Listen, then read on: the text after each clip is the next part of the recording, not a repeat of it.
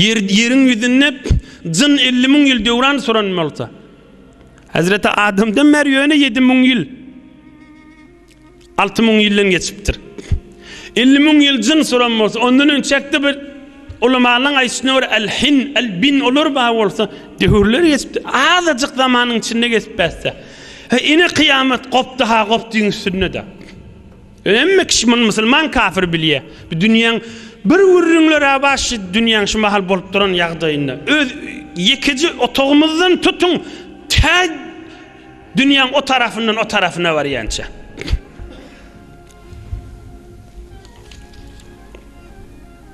Bir wagtda bir ulamalar almyň içinde gezerler. Gijele waraklara agdaryp kalamlary bilen bir kalamdaroş diýär. Murakkep jewhere batyryp tıkırıp ýazyp kagyzyň üstüne çäge gum tozan siňse edip kakyp ulamalar geçipdir da oň bir goşgysyny şu ulamalar heňillenýänmiştikle. Şoňa bir goşgy goşup Imam Azam Ebu Hanifeň döwründe şayet Imam Şafii goşanmasyn bu goşgyny. Şondan bäri çyn Hudaýy gijiler ýatman kitap gözlep ilmler ýazyp, ilmler pozup, meseleler bilýän mollalar, ulamalar bir goşgy goşupdyrlar da şonu heňillenip okuýanmışdykle. Köni ulamalyň ruhunyň şadlygyndan çürimde bolsa okap beren.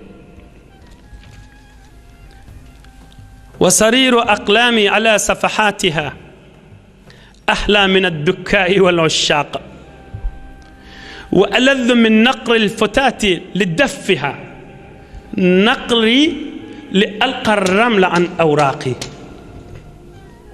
وتمايلي طربا لحل عويصة في الدرس أشهى من مدامة ساقي عرفت شو غش قدام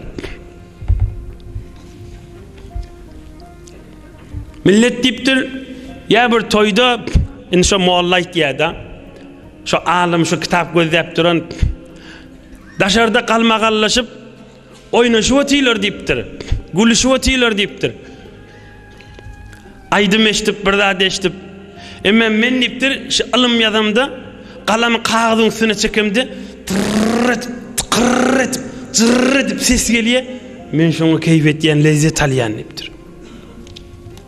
Daşarda bir tovarla var diptir min naqril fatati li daffiha bir qydyň eline tamdyra berip langyra berip şonu wuralaryna hoş bolýarlar diptir. Emma men kagyzymyň üstüne daş ýazgaçyp gum gaçyp kagyzymy şeýle qakamda men muňa hoş bolýan diptir. Ve tamayuli taraban li hal awisa fi dersi ashha min madamati saqi. İçip ay acap bir gece hoş geçti hadiyeler döwrekdi diptir. Emma men bir zady millet daha sorasa şonu bilmäni, biljek bul kitap gözläp, ahyrda şonu düşünüp, "Bämiň jogaby bijirmişdik ka" diýemdi bir. Hoş bolýan, hoş bolşa da berde galýa diptir. Bölerde geçip gidipdir döwürleri bilen. Men muny aýtýanym 1000 ýylyň içinde Nebi Ekrem aleyhissalatu vesselam'dan bärikde 1300 ýylyň 1400 ýylyň içinde de o bername bilen olurda geçip gidipdirler. Aýyrtana bu görüňler diýip. Bilada aýyrtana o görüňler diýip bilada bu bername bilen geçip gidipdirler. Döwürde ikimiziň döwürüşmahan. Hudaýyň aşkyna gijeler tahajjud namaz okap 20 gaytar, 21 gaytar Yasin Şerif okuyanmıştıklar bir tofar evliyalar. Yasin'in awwalynyň ahyryna çeliha. 20 gaytar okuyanmıştıklar. Cemaat bular okuýun diýdigimizde ha. Fakat öňkü gaýratly adamlaryň mertliginden aýdýan. İnşallah okuýmaly boljak bolsa okuýsaňyz da gowy bolar diýip aýdar inşallah. Oham 20 gaytar, 21 gaytar Yasin Şerif okuyup bolanlaryna Allahu ekber, Allahu ekber. Adançı erti adan çekýänna. Ohum yan Allah'ın aşkına adam. Ey Hudaýa nagat giyip basım geçti. Keyf edip ibadetde otydym garaňkymda halwat bilen Hudaýym menen seniň menen halwat edip giýje nagat bazym geçdi diýipde aglaýarlarmışdykda. 20 aytar, 21 aytar Yasin Şerif okuyacak bolsa, meselen wagt geçmeli da yeni tökötmeli Yasin Şerif yeni başlamaly. Yeni tökötmeli, yeni başlamaly. 20-21 aytar okallarını adan çekilýänmiş. Hudaý nagat bazym geçdi biýje.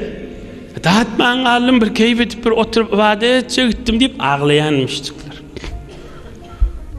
Hudaýa naat bazım geçti bir gece. Hiç dağıt edip bilmedim bir halvatta deyip de ağlayanmıştıklar. Onun da devirleri geçip gitti. Şolay diýen adamma Hazreti İmam Rabbani'nin piri Hazreti İmam-ı Dünya Hazreti Baqi Billah Kuddise Sirru 40 yaşlı dünyadan geçen adam öldü.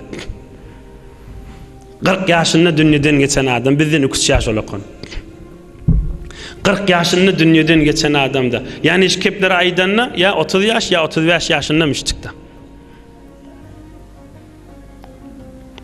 Devir zaman insanlığın üstünden geçip barşını ödü. Devir zaman geçip barşını toziyip geçişi. Yok toziyip de kadim ulamalar Ömür çobade sahra bir gözeşti. Düze çıkanda düzün bir öz yel jadı vardır. Ösüp durandır. Düzün yeli, sahran yeli. Ömür eyni sahran yeli yalır diýenmişdikler. Ösüp geçip barýanlar diýipdirler. Ösüp geçip barýanlar diýipdirler. Ömürden hayırlanmak şidirek mübarek jelese nur dökülüpdi, ilm aýdylypdy, köneler aýdylywati. Derman aýdylywati, rahmat aýdylywati, päliň saplamak, pikriň saplamak. İnşallah inni keyfti dersin kärra gaýdaryn Hazreti Adamdan bir mesin aýdaýyn ýene de 6-5 dagyga wagtym var.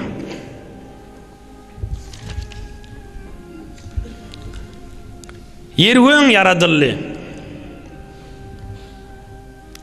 Ve göğünde ferişteler yaradıldı nurdan.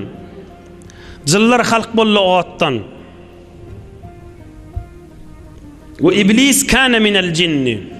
Ve kâne lehu sultanu semâid dünya vel ard. Ve kâne qabla en yerkebel ma'siyet ma'al melâike ismuhu Azazil.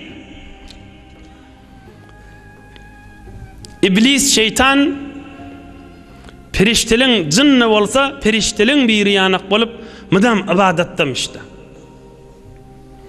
Bira ýeriň padşahymyşdyk, birde deslaqy göğüň padşahymyşdyk. 7 gat asman mada. İblis şeytan ýeriň ýüzüne padşah şoň üstündemişdik. Allah şonu goýupdyr. Deslaqy göğüňde de padşah şoňmuşda.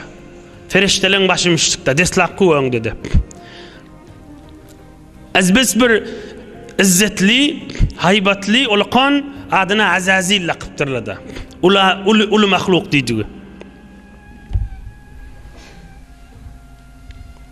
وفي آخر ساعة من يوم الجمعة خلق الله عز وجل فيها آدم على نبينا عليه الصلاة والسلام من تراب الأرض ثم بلت طينته طين اللازب ثم تركت حماء مسنون فصور فيها آدم ثم تركت 40 ليلة أو 40 عاما. Cımğavun ikinin gün yaşmaqa Allah Zülcelal'ın iradesi Hazreti Adam atamızı yaratmağa düşüptür. Yerin kumlarının her yerinden bir kabza, bir avuç kumdan alınıp sucad koyulup yapışıp duran palçık bolup bir eme sucad koyulup durup arasında su bilen Türkmen loqur halat diye loqur halatta durup şu wagtda Allah Zülcelal Adam'a surat berip suwu qurip bişmet küýde ýöne qurip şaglap durup qaqaňda ses etýän bolup duran jansyz ýatan Hazreti Adam bolupdyr. Bir tawar ulamalar şekli girip, gelişi girip, can girmeni 40 gün yattı diyer. Bir tovar ulamalar da 40 yıl yattı diye. On Allah Azze ve Celal biliyor. 40 gün ya 40 yıl Hazreti Adem cansız, hadir can girmedik, becerilip yatıptır da. Oğlum şeytan zol devruğundan aylanyanmıştık da. Maskar edip, bir dağ näme deyip, tekabbürlük etip başlan yağdaydı aşo. Bir näme bolupdur deyip, käde ayağı bilen gelip kalkıp, näme bolupdur deyip, tekabbürlük etip başlaptır da. İnşallah inniki hefte Allah köklediğinden, yaradılışından ve almalı derslerinden hefte ve hefte Allah'ın berdiğinden hizmetini de yetirir. Yaradan Allah yaşayışınız nur imandan dolu etsin. Bir Elham Sure Fatiha okuyup ilgun vatanımıza Müslümanlara dua ederiz. Oqa verin. Bismillah. Elhamdülillah. Bismillah.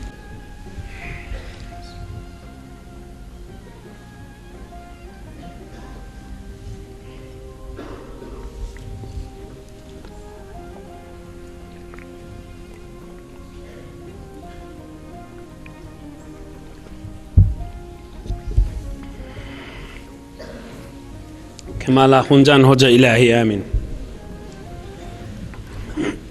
Salih evlatlar hakkında dua edin, marizlerimiz var, müşkillerimiz var deyiptirler. Hatmi Kur'an-ı Kerimler var, bahşedin onlarda. İlahi amin. Ötellen ruh şat bolup qalarlar, izzet avreyde yaşasın. İlahi amin. İman, muhabbet yürüyün. İlahi amin. Nığmat bolçılık bolsun. İlahi amin. Amin ya Erhamer Rahimin. Amin ya Hayyu ya Kayyum. Amin ya Zel Celali vel İkram. Amin ya Zel Arşil Azim. Amin ya Mucibed Davat. Amin ya Qadiyel Hacat. Amin. Berahmetke ya Erhamer Rahimin. Barakallahu